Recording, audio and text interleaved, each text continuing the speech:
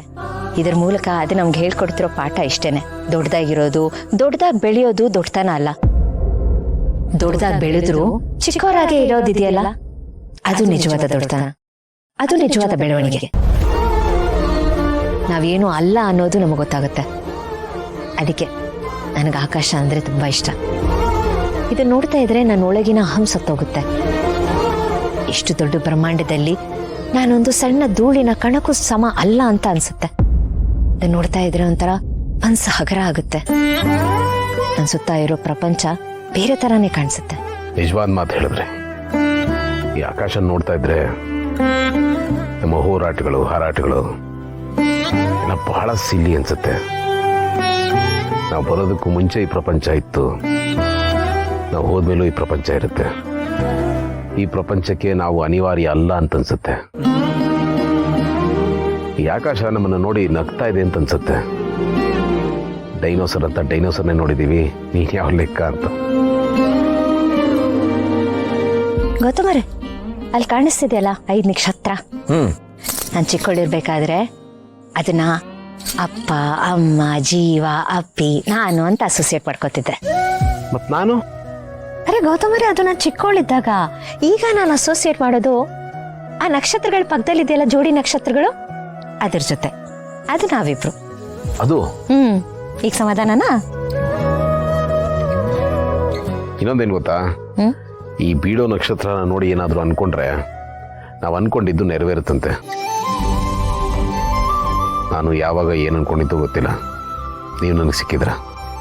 So blessed. So my. ಏನ್ ಗೊತ್ತಾ, ಮುಂದಿನ ವರ್ಷ ನಮ್ಮ ಮಧ್ಯ ಮಲ್ಗಕ್ಕೆ ನಮ್ಮ ಮಗ ಬಂದಿರ್ತಾನೆ. ಮತ್ತೆ ಶುರು ಮಾಡಿದ್ರಲ್ಲ, ಮಗ ಅಲ್ಲ ಮಗಳು ಬಂದಿರ್ತಾಳೆ.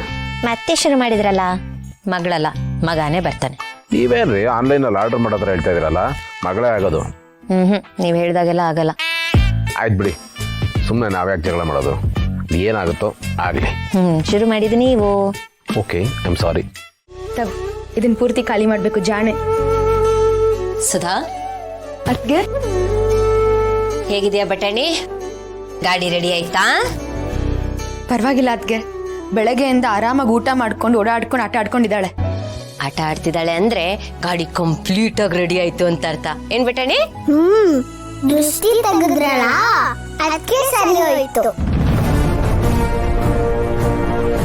ಜ್ವರ ಎಲ್ಲ ಮಾಯ ಆಗೋಯ್ತು. ದೃಷ್ಟಿ ತೆಗೆದ್ರ ಯಾರು? ಅಯ್ಯಯ್ಯೋ, ಅಜ್ಜಿ ಹೇಳ್ಬೇಡ ಅಂತ ಹೇಳಿದ್ರು, ಬಾಯ್ ತಪ್ಪಿ ಹೇಳ್ಬಿಟ್ಟಿದ್ದೆ.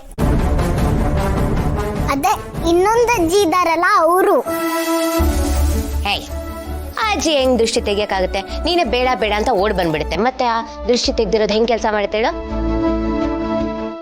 ಇನ್ನು ಜ್ವರ ಆಗಿರೋದು ಮೆಡಿಸಿನ್ ಇಂದ, ಅದು ಕೆಲಸ ಮಾಡಿರೋದು. ಹೂವದ್ಗೆ ಅಷ್ಟೇ ಆಗಿರೋದು. ಇವಳು ಹೇಳ್ತಿರೋದು ನೋಡಿ, ದೃಷ್ಟಿ ತೆಗೆದ್ರಿಂದ ವಾಸಿ ಆಯ್ತಂತೆ. ಈ ತರ ಏನಾದ್ರೂ ಒಂದು ಹೇಳ್ತಾನೆ ಇರ್ತಾಳೆ. ನಮ್ ಪ್ರೀತಿ ಚೋಟ್ ಮೆಣಸಿನ್ಕಾಯಿ ಇವಳು. ಹಾಗೇನೆ.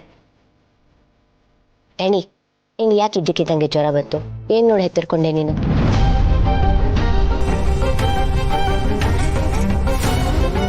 ಲಚ್ಚಿ, ಹೇಳು ಕಂದ, ಯಾಕೆ ಗಾಬರಿ ಆಯ್ತು? ಅತ್ತೆ, ನಾನ್ ನಿಮ್ಮ ಹತ್ರನೂ ಹೇಳ್ಬೇಕು. ಹೇಳು. ಅದು ಸುಧಾ, ಭೂಮಿಕಾ ನೀನು ಇಲ್ಲೇ ಇದೆಯಾ? ಹಾ ಅತ್ತೆ, ಲಚ್ಚಿ ನೋಡ್ಕೊಂಡು ಹೋಗೋಣ ಅಂತ ಬಂದೆ. ನಾನು ಅದಕ್ಕೆ ಬಂದೆಮ್ಮ. ಹೇಗಿದ್ದಾಳೀಗ? ಹುಷಾರಾದ್ಲಾ? ಹಾಮ, ಹುಷಾರಾದ್ಲು. ಸ್ವಲ್ಪ ಸುಸ್ತಿದೆ ಅಷ್ಟೇ. ಅದಿರತ್ತೆ, ಸ್ವಲ್ಪ ದಿನ ಆದ್ಮೇಲೆ ಸರಿ ಹೋಗ್ತಾಳೆ. ಸರಿ, ಅವಳನ್ನ ಮಾತಾಡಿಸಿ ಸುಸ್ತು ಮಾಡಬೇಡಿ, ಅವಳು ಮಲಗಲಿ. ಸರಿ ಅತ್ತೆ, ಬರ್ತೀನಿ.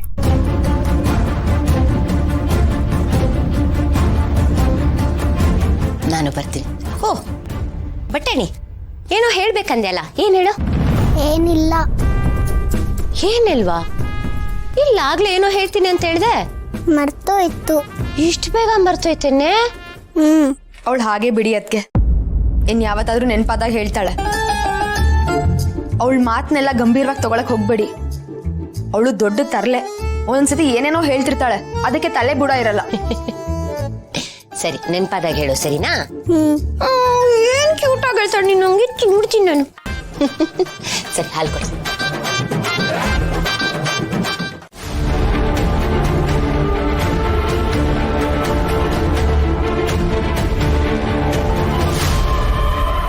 ಏನಾಯ್ತಾ ಆನಂದ್? ಇದು ರೆಸಿಗ್ನೇಷನ್ ಲೆಟರ್ ಕೊಟ್ಟು ಬಂದೆ ಚಿನ್ನ. ಹೌದಾ? ಏನಂದ? ಒಪ್ಕೊಂಡ್ಬಿಟ್ನಾ? ಅಷ್ಟು ಸುಲಭವಾಗಿ ಎಲ್ಲಿ ಒಪ್ಕೋತಾನೆ ಅವನು. ಅದಕ್ಕೆ ನಾನೇನು ಮಾಡಿದೆ ಗೊತ್ತಾ, ಅವನಿಗೆ ಮಾತಾಡೋಕೆ ಅವಕಾಶನೇ ಮಾಡಿಕೊಡ್ಲಿಲ್ಲ. ಪಟ ಪಟ ಪಟ ಅಂತ ಮಾತಾಡಿ ಒಪ್ಪಿಸ್ಬಿಟ್ಟೆ. ಪಾಪ ಅವನು ಭಾರವಾದ ಮನಸ್ಸಲ್ಲೇ ಮಾತಾಡ್ದ. ಪಾಪ ಅವನಿಗೆ ಹೇಗಾಗಿರ್ಬೇಡ ಆನಂದ್. ನಿಮ್ಮಿಬ್ಬನು ನೋಡಿದ್ರೆ ನನಗಂತೂ ತುಂಬಾನೇ ಬೇಜಾರಾಗುತ್ತೆ. ಏನು ಮಾಡ ಚಿನ್ನ, ಸಿಚುವೇಶನ್ ಆ ಥರ ಇದೆಯಲ್ಲ. ಅವನು ರೆಸಿಗ್ನೇಷನ್ನ ಇಲ್ಲಿ ಅಕ್ಸೆಪ್ಟ್ ಮಾಡ್ಕೊಳ್ಳಲ್ವೋ, ಇರು ಅಂತ ಇಲ್ಲಿ ಬಲವಂತ ಮಾಡ್ತಾನೋ ಅಂತ ಟೆನ್ಷನ್ ಆಗೋಗಿತ್ತು ನನಗೆ.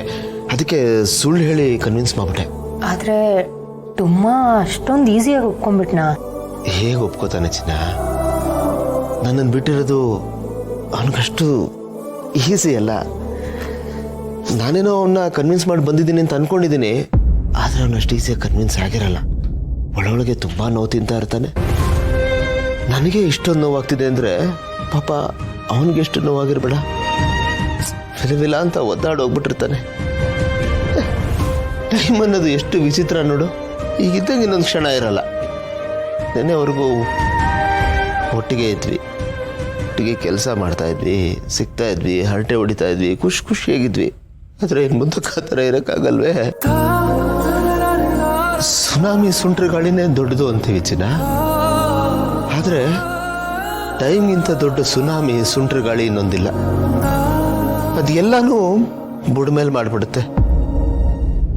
ಏನು ಇರಲೇ ಇಲ್ಲ ಅನ್ನೋ ಥರ ಮಾಡಿಬಿಡುತ್ತೆ. ಹೊಸದಾಗಿ ಏನೋ ಶುರು ಆಗುತ್ತೆ.